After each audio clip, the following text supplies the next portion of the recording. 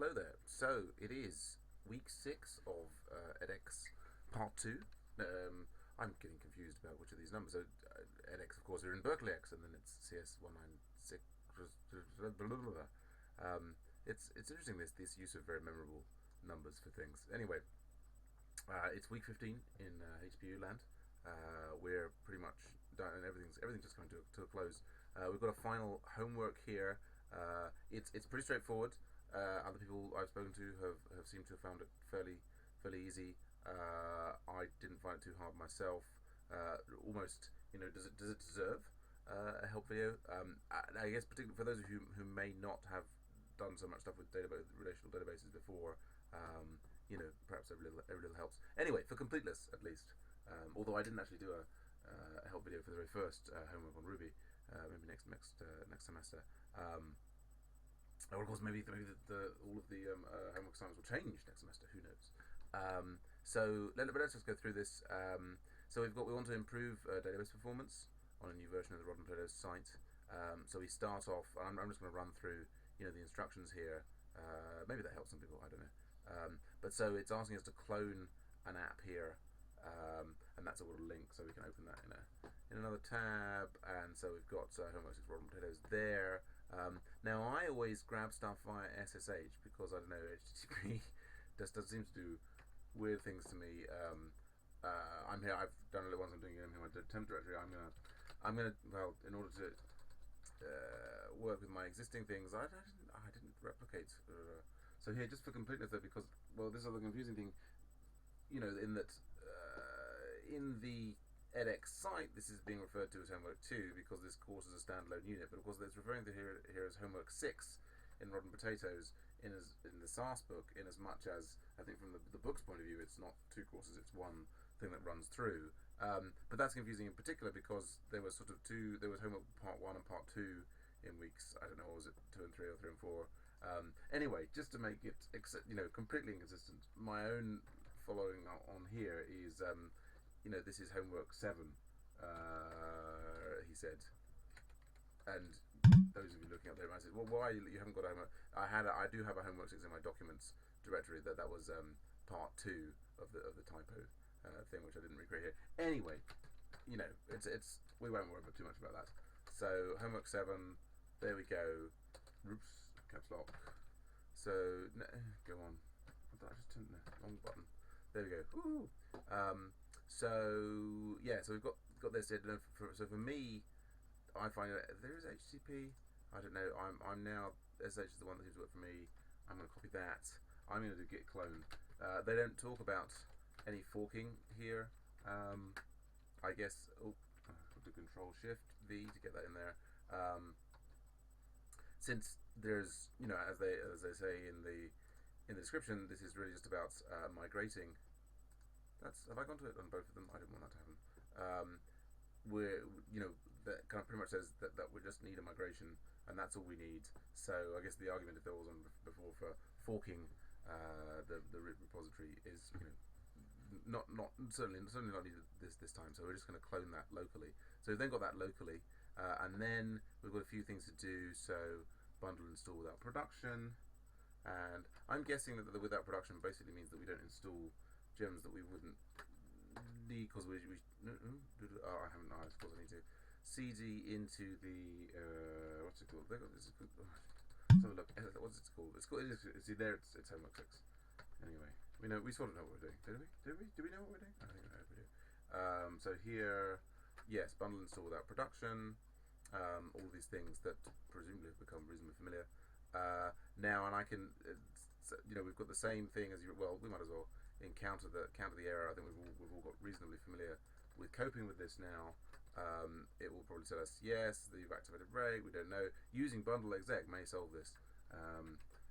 It's getting to the point where one just that would be a nice interesting little program that would just like prefix everything you did with bundle exec and not have to think about it. Would be nice. So that means we created the database. Then we need to migrate it and seed it. So like so. Creating just sort of like make sure that there is one, I guess, as it makes it to the schema. Migrate runs all the migrations. So there's if you look in the should I go on? I haven't got so long. Let's get the old Sublime client running in the background there. Oh, it's an interesting layout that I haven't previously encountered before in Sublime.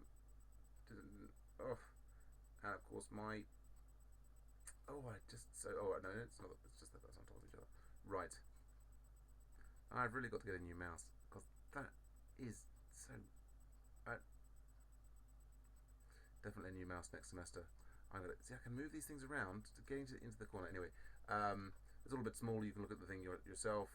DB migrate. We can see that we've got the individual migrations there. Those are the 4 things that we'll just run, and then we've even got seeds RB here. So this is some mechanism for creating a load of different reviews and movies and things like that. So let's should have started that running in the background, shouldn't I, while I waffled on. This seems to run reasonably fast on my computer. There's a caution in the document about, we don't necessarily want that to be too long. He said it now being very slow. There's little movies being created, 5,000 database entries. So that can be adjusted if that's end up being too slow on yours. And so there's a number of changes to the app.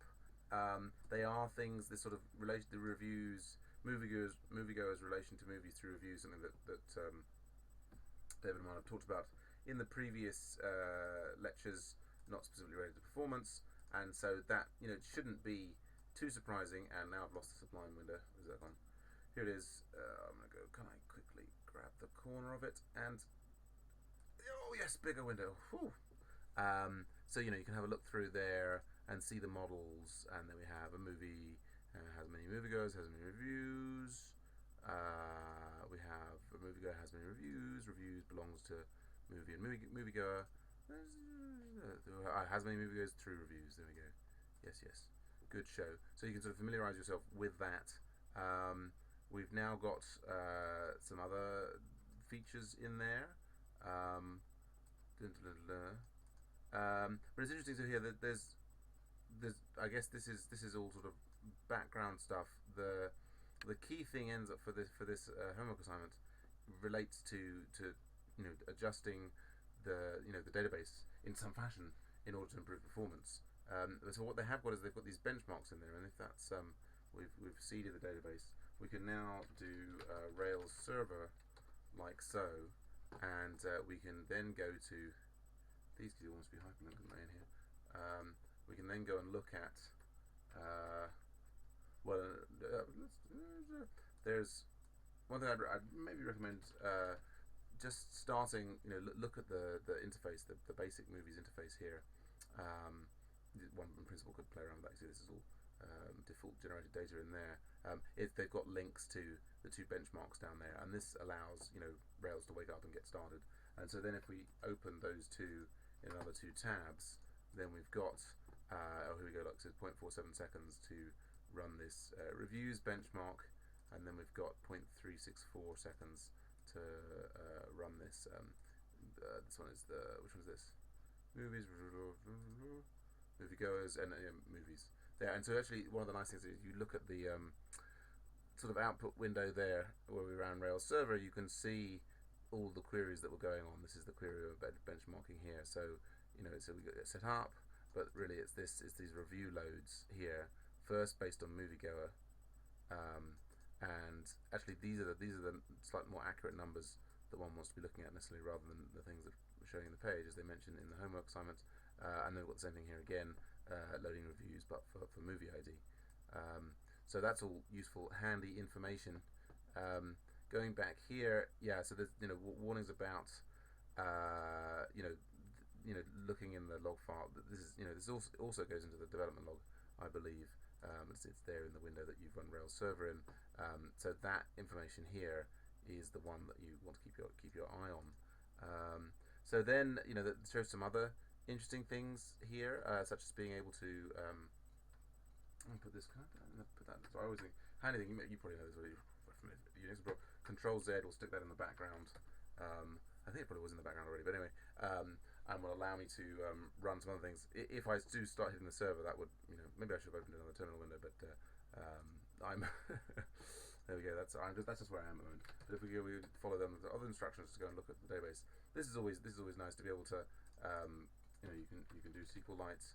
Is it SQLite 3 now, or what is it? SQLite. It is SQLite 3, and then hit the development database, and that actually gives us a prompt there. We can type .help to get all information about different things, and we should just be able to, for example, select star from. You just type movies limit 10 or 3 or something like that. You should just be able to type SQL queries direct into the command prompt. Sometimes you might be tempted to change things here. Don't do that. Don't change things there. This is just sort of really for going and doing profiling on the database. But so as they describe, you can in principle, explain. You do this. We do the same thing here. Get a different movies. Well, limit 3. I wonder if that will work. And we can do explain query plan like so. Explain query plan like this, and then it's showing that we're scanning the table, and so on. So you can investigate different queries, and what they do, which tables they're scanning, and so on. The interesting thing here. Oh, here we go. So let's just grab one of the one. I actually didn't use this feature for solving this homework. I like many other people I expect in the course have spent quite a lot of time knocking around with relational databases, and so it was almost I didn't particularly need to look at this functionality in order to work things out. But it's interesting to play around with. So explain query plan and stick that in there like so. Yep, and it's just scanning the table reviews. Again, there it is. It tells how many rows, number of rows of information.